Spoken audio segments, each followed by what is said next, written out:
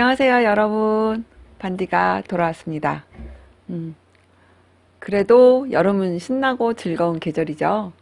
바다가 우리를 부른다. 막 이런 것도 있고. 또, 맥주는 여름이 짱이지 않습니까, 여러분?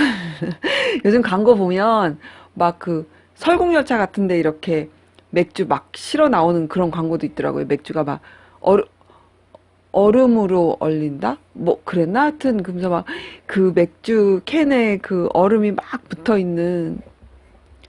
제가 갑자기 술 얘기를 막 시작을 하네요. 어쨌든 그 막 맥주도 시원하게 마실 수 있는 거는 여름이잖아요. 그죠?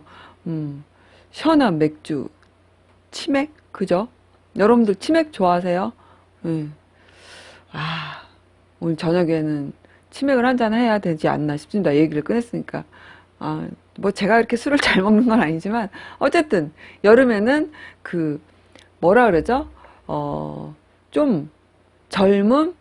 음, 젊음 그러면 또 저도 이렇게 젊진 않으니까 약간 소외감을 느끼긴 하는데 어쨌든 그 뭐라 그러죠? 약간 화려하기도 하고 좀그 조용하기보다는 좀 시끌벅적하긴 뭐 그런 게 연상이 되죠. 그리고 덥지만 겨울에는 우리가 시원함이라는 표현을 안 하잖아요. 여름에 덥긴 하지만 시원함이라는 표현을 하죠. 시원함의 어떤 그런 말을 들을 수 있고, 시원함, 그런 막 그 폭포, 아니면 뭐 갑자기 어디서 막 차 같은 데 높은 데서 축제 같은 데 같은 보면 막 샤워기 같은 걸로 물 뿌려주는 그런 시원함, 그 물방울이 막 튀기는 그런 영롱하게 그 작은 물방울이 부서지면서 거기에 이렇게 햇빛이 들어가면 그 순간 되게 예쁘잖아요.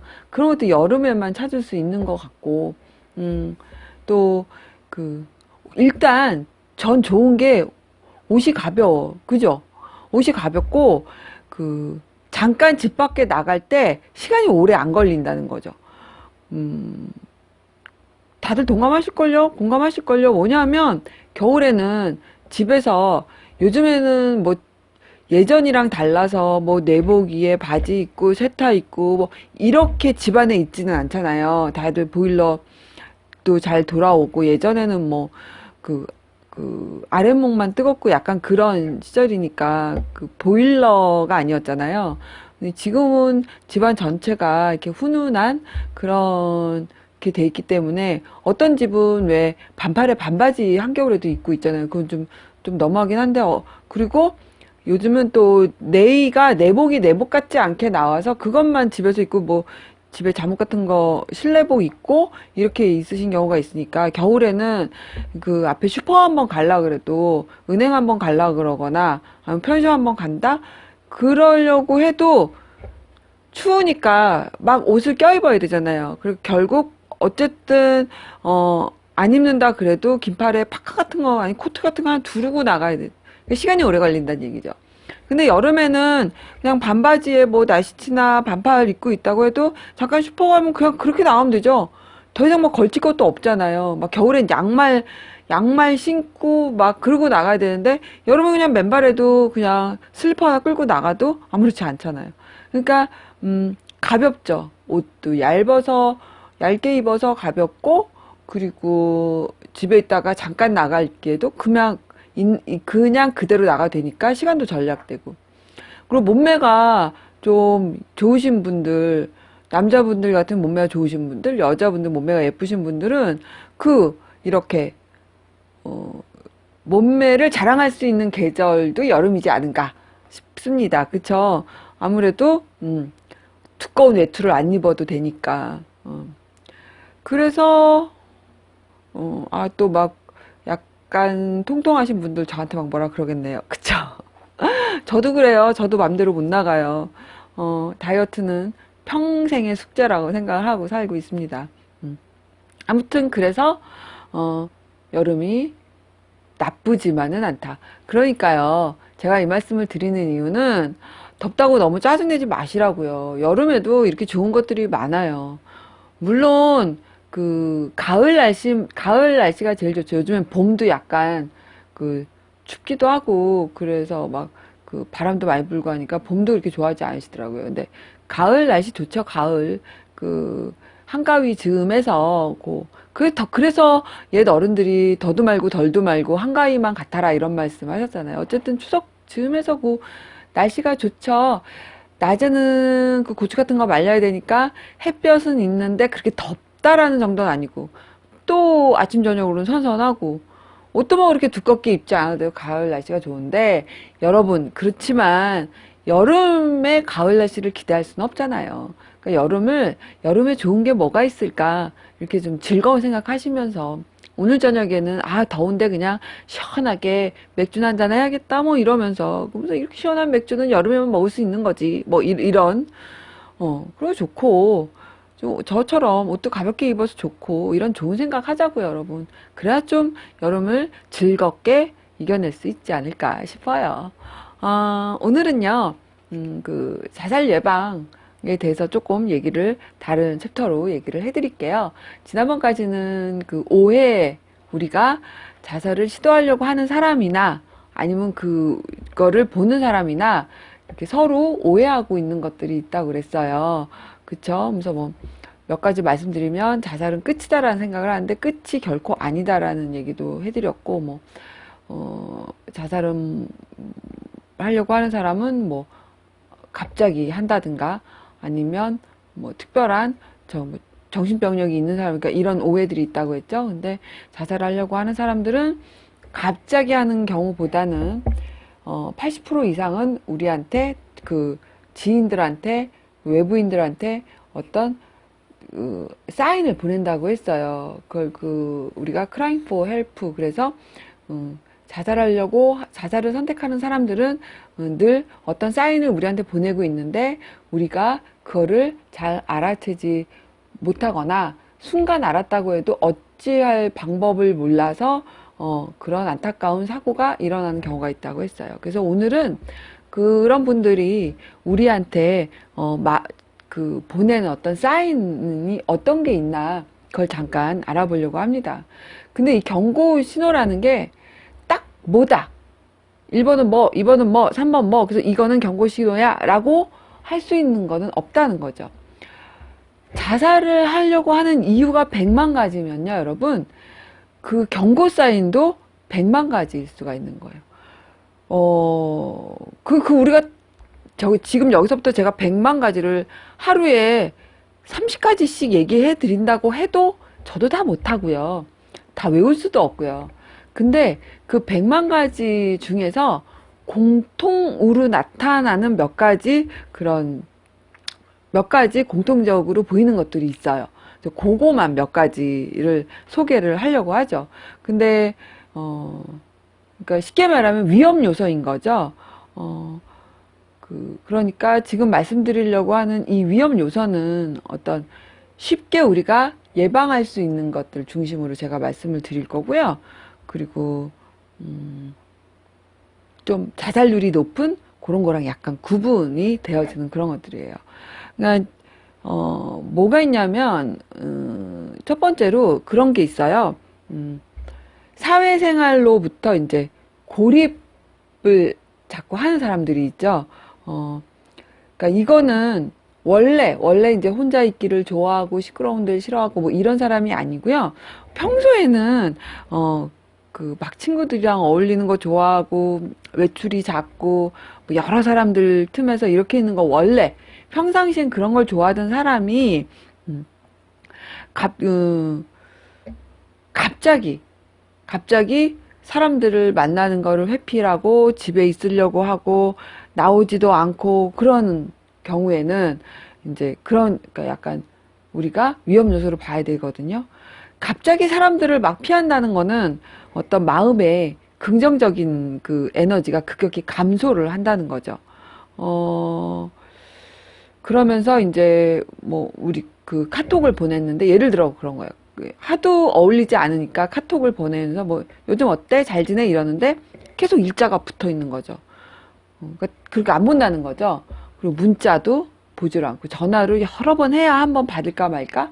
그냥 힘없이 대답만 하고 끊는다든가 모임을 참석을 잘 안 한다든가 그전에는 막 능동적으로 막 나와서 막 하고 이랬는데, 그럼 갑자기 그런 걸 안 한다는. 그럼 이제 위험 요소가 좀 보인다는 거죠. 어, 사람이 이렇게 그러면서, 만나면 주로 죽음이나, 생의 마지막이라든가 어떤 불안한 얘기들을 꺼내는 거예요. 그렇게 갑자기 사람들을 외면하고 피하는데, 그럼에도 불구하고 가끔 만나면 좀 우울한 얘기를 하고, 죽음에 대한 얘기를 하고, 뭐 사후세계는 어떨까, 뭐 내 전생은 어땠을까, 뭐 이런 얘기를 하기 시작하거든요. 그러니까 사람들을 안 만나는 거는 마음의 긍정적인 에너지가 감소를 한다는 건데, 그러면서 그런 대화를 그런 종류의 얘기를 한다는 거는, 삶에 대한 어떤 부정적인 그 평가를 스스로 내리고 있다는 얘기인 거예요. 그러니까, 이런 분들은 약간 그런 위험 요소를 갖고 있다는 거죠. 그러면서 이제 또 이런 경우 말고, 이거는 어떤 사회적으로 고립을 하는 거고, 또 하나는 갑작스러운 질병, 뭐 사고로 인해서 큰 몸에 장애를 입었다든가, 아니면 갑자기 사랑하는 가족을 모두 잃었다든가, 그런 어떤 감당할 수 없는 사고, 재난, 재해, 뭐 거기서 겨우 혼자 살아남았다든지, 아니면 어떤 사고로 인해서 내 신체적으로 큰 장애를 입었다든지, 이런 경우는 그런 분들도 갑자기 긍정이 떨어지면서 부정적인 생각이 훅 올라오겠죠. 음.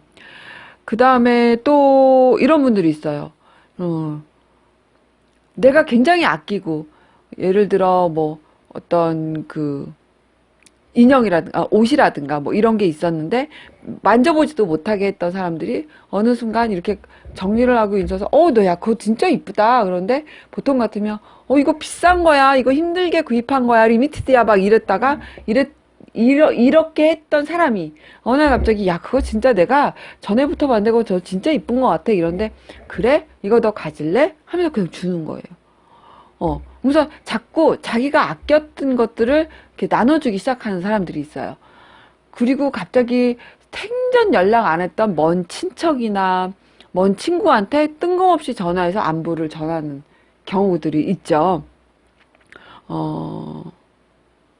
그러니까 이렇게 지금 제가 말씀드린 뭐 피하거나 우울한 얘기를 하거나 큰 사고나 사건을 당했거나 갑자기 막 물건을 나눠주거나 이런 사람들이 원래부터 그런 사람이 그런 건 아니고요.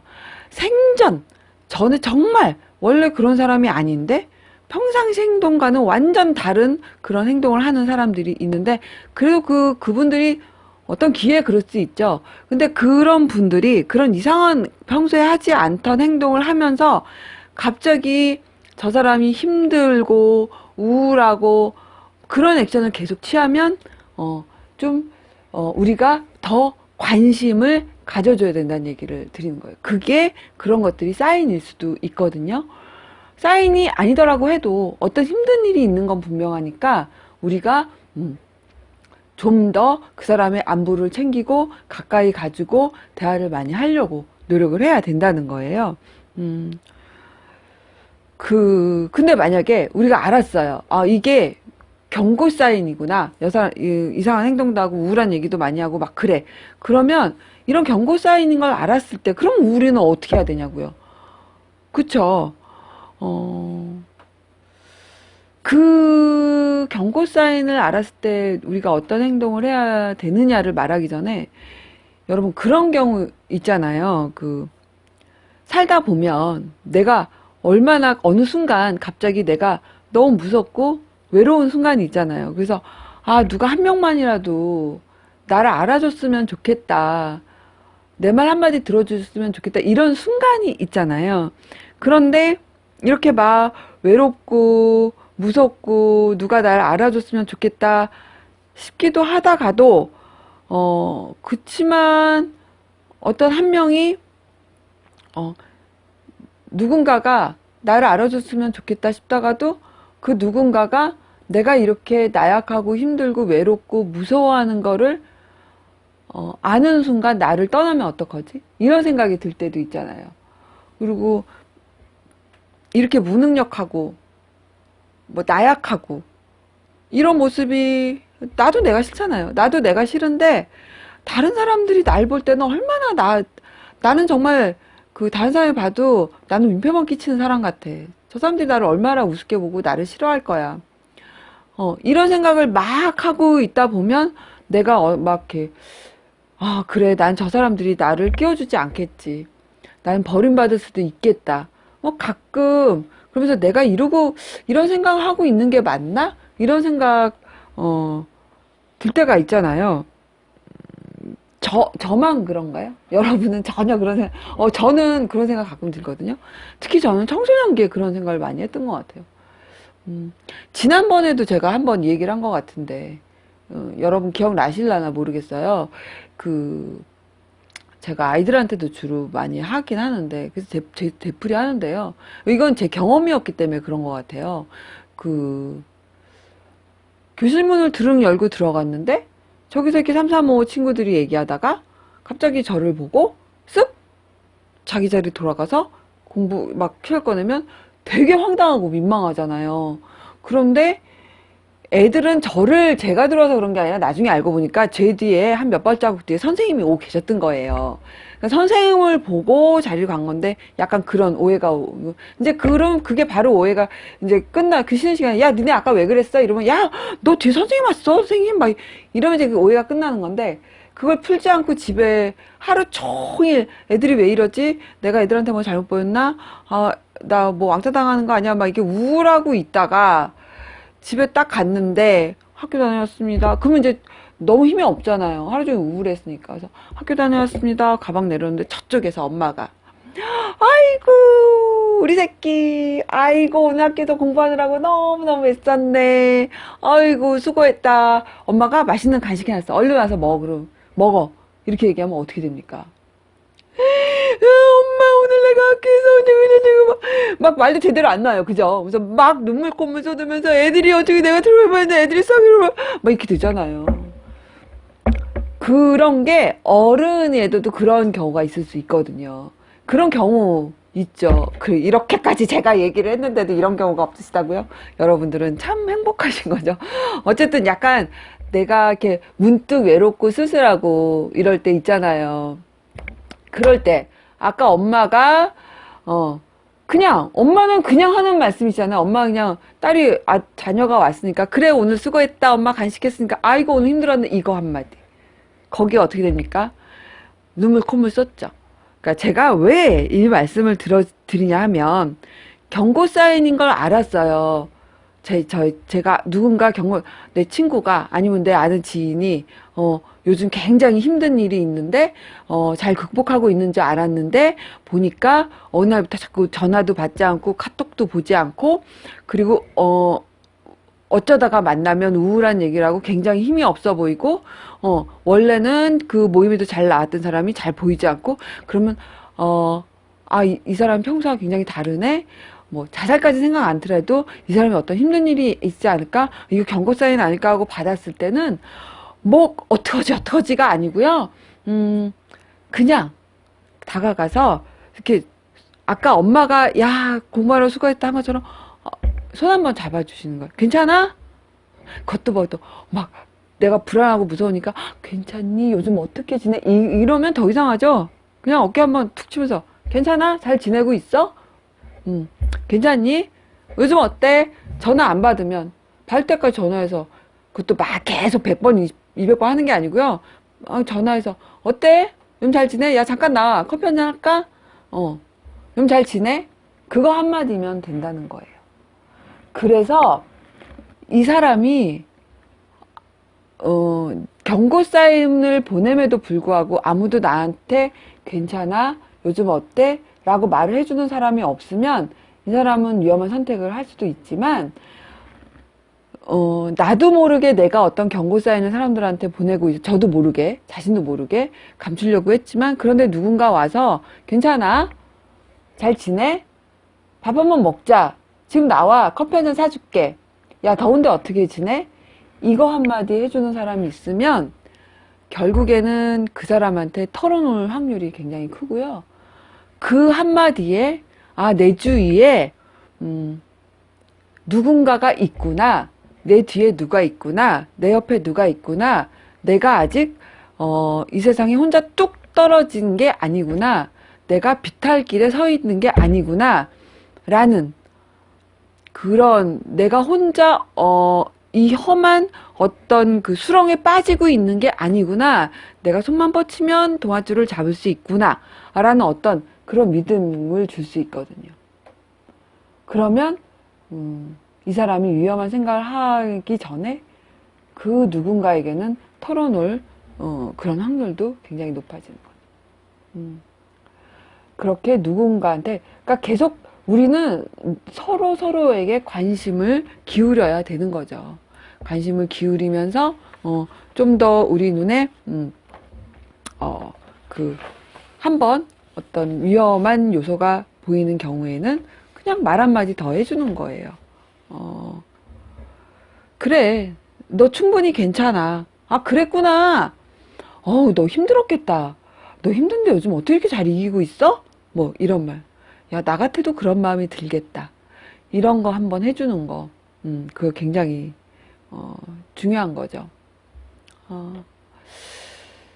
서로가 서로에게 관심을 계속 기울이고 있고, 누군가는 나를 옆에서 봐주고 있다는 거를 우리가 깨달으면 좀 더 나의 소중한 생명을 지키는데, 내가 포기하지 않고 그거를 지켜나가는데 많은 도움이 되지 않을까 싶습니다. 다음에는 좀 더 우리가 이제 그 자살에 대해서 다른 시점에서 보는 얘기를 해드릴 거고요. 여러분 그거 있잖아요.